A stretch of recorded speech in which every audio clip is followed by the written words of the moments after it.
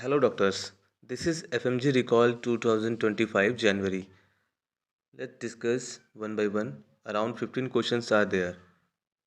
Come to the first question. पहला question जो था मजिस्ट्रेट इंक्वेस्ट से था। ठीक है, एक हिस्ट्री बना रखी थी कि female died due to the unnatural cause within 7 year of marriage. तो इससे ये पता चल रहा है कि 7 साल के अंदर उसकी डेथ हो रही है, तो ये डाउरी डेथ का केस बनेगा।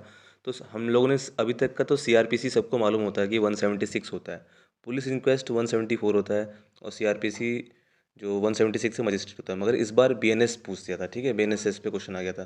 तो बीएनएस कौन सी इसके अंडर कवर करती है, तो 196। ठीक है, तो इस साल का ये क्वेश्चन अब ट्रेंड हो गया। जब से 1 जुलाई से बीएनएस अप्लाई हुआ था तो सीआरपीसी आईपीसी हट गए थे। ठीक है, तो ये क्वेश्चन आ चुका है और नीट पीजी में भी आएगा, तो अब बीएनएस से क्वेश्चन आ जाएंगे। ठीक है, दूसरा एक स्कल फ्रैक्चर्स पे क्वेश्चन आया था कि अगर हैमर फॉल हो रहा है फ्रॉम हाइट किसी पर्सन के हेड पे, तो किस टाइप का फ्रैक्चर बनेगा, तो उसको हम डिप्रेस फ्रैक्चर बोलते हैं। ठीक है, तीसरा कोर्ट प्रोसीजर से आया था, लीडिंग क्वेश्चंस के ऊपर। ठीक है, कोर्ट प्रोसीजर में जो एविडेंस को रिकॉर्ड किया जाता है उसमें स्टेप्स क्या होते हैं।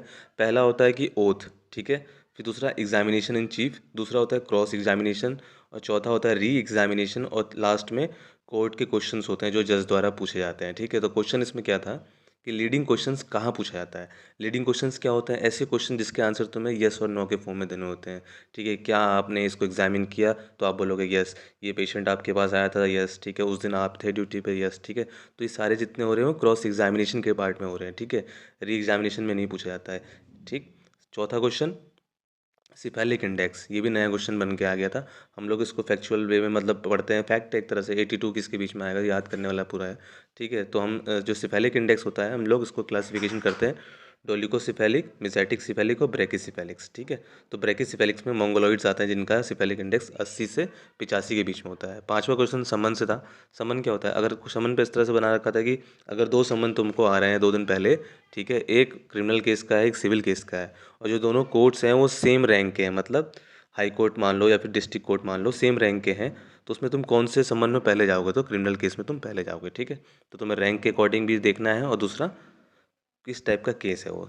सिक्स्थ क्वेश्चन फिर दोबारा से डाउरी डेथ पे आ गया था कि डाउरी डेथ में कौन सी इंक्वेस्ट होती है, तो मजिस्ट्रेट इंक्वेस्ट आती है। मजिस्ट्रेट और कहाँ कहाँ आती है, जैसे कस्टोरियल डेथ हो गई, डाउरी डेथ हो गई, एक्सुमेशन हो गया, असाइलम हो गया, जैसे साइकेट्रिक पेशेंट की डेथ हो रही है। ठीक है, या फिर पुलिस इंजरी, पुलिस ने किसी को फायर किया है, तब उसको जो पूरी केस को जो करता है वो मजिस्ट्रेट करता है। ठीक है, सेवन्थ क्वेश्चन एब्रेजन इंजरी का टाइम पूछा गया था। अगर डार्क ब्राउन स्कैब बन रहा है तो कितने डेज हो रखे होंगे, 4 to 7 डेज हो रखे होंगे। ठीक है, आठवां क्वेश्चन रैगर मोटिस के ऊपर था, टाइम सिस डेथ, ये भी बताता है। रूल ऑफ 12 इसमें होता है कि 12 घंटे में स्टार्ट होता है आना, 12 घंटे तक का परसिस्ट करता है, और 12 घंटे में ही डिसअपियर होता है। तो होल बॉडी पे अगर आ रखा है तो कितना होगा, 12 to 24 आवर्स का आंसर होगा। ठीक है, नाइन्थ क्वेश्चन डाइंग डिक्लेरेशन के ऊपर था।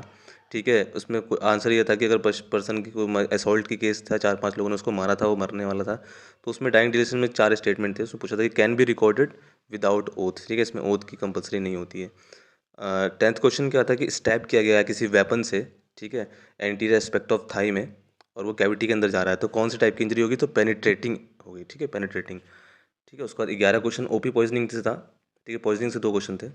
ओपी पॉइजनिंग में अगर हम एट्रोपिन दे रहे हैं हम, ठीक है, आफ्टर एट्रोपिन एडमिनिस्ट्रेशन कौन से चेंजेस नहीं देखने को मिलेंगे, तो एट्रोपिन वर्क करता है सिर्फ मस्करेनिक इफेक्ट पे। ठीक है, मस्करेनिक इफेक्ट मतलब जो कि हमने डम्बल्स के निमोनिक में याद किया था। ठीक है, तो उसमें कौन सा चेंजेस नहीं देखने को मिलेंगे। ठीक है, तो मसल से रिलेटेड और सीनस सिम्टम वाले नहीं देखने को मिलेंगे। ठीक है, तो मसल वीकनेस नहीं देखने को मिलेगा इसमें। ठीक है, लास्ट 12th क्वेश्चन था फोस्फीन। फोस्फीन क्या होता है, फोस्फीन कब प्रोड्यूस होता है, एल्युमिनियम फॉस्फाइड जो सल्फास नॉर्मली जो मार्केट में मिलता है, पॉइजन जो यूज़ करते हैं, ठीक है, सुसाइड के टाइम पे, तो उससे प्रोड्यूस होता है फोस्फीन। ठीक, और उसके बाद ऑर्गन ट्रांसप्लांटेशन से क्वेश्चन एक था कि कॉर्निया कितने आवर्स में हम लोग ट्रांसप्लांट कर सकते हैं, तो 6 आवर्स में कॉर्निया कर सकते हैं। फोस्फीन से पूछा था कौन से टाइप का हैपोक्सिया करता है। ठीक है, ठीक, उसके बाद ग्रीन क्वेश्चन था बर्न, रूल ऑफ 9 इसमें लगेगा। ठीक है, तो चाइल्ड का केस बना रखा था, थोड़ा सा अलग होगा। क्या होगा अलग होगा इसमें, जो हेड एंड नेक वाला सरफेस एरिया होता है, और दूसरा थाइस का जो होता है जो 10% करता है। ठीक है, तो उसका आधा ही पार्ट बर्न हुआ है तो 5% ही हो गया, तो अराउंड इसका आंसर 20 से 30% होगा। ठीक है, 15 क्वेश्चन लास्ट क्वेश्चन क्या था कि क्रॉनिक एल्कोहलिक पे था कि 7 ईयर से वो पी रहा है, उसको बाद में फिर विड्रॉल सिम्टम्स हो रहे हैं, 2 दिन नहीं पिया तो डिलीरियम डिसोरिएंटेड सेंसेशन उस पर ऐसा हो रहा है, इचिंग क्राउलिंग टाइप की हो रही है। ठीक है, तो इसका आंसर होगा डिलीरियम ट्रेमेंस। लास्ट ईयर भी इस पर क्वेश्चन आया था कि मोर्टेलिटी इसमें होती है, ठीक है, 20 से 30%, इसलिए इसमें तुरंत पेशेंट को एडमिट किया जाता है। ठीक है, thank you, all the best.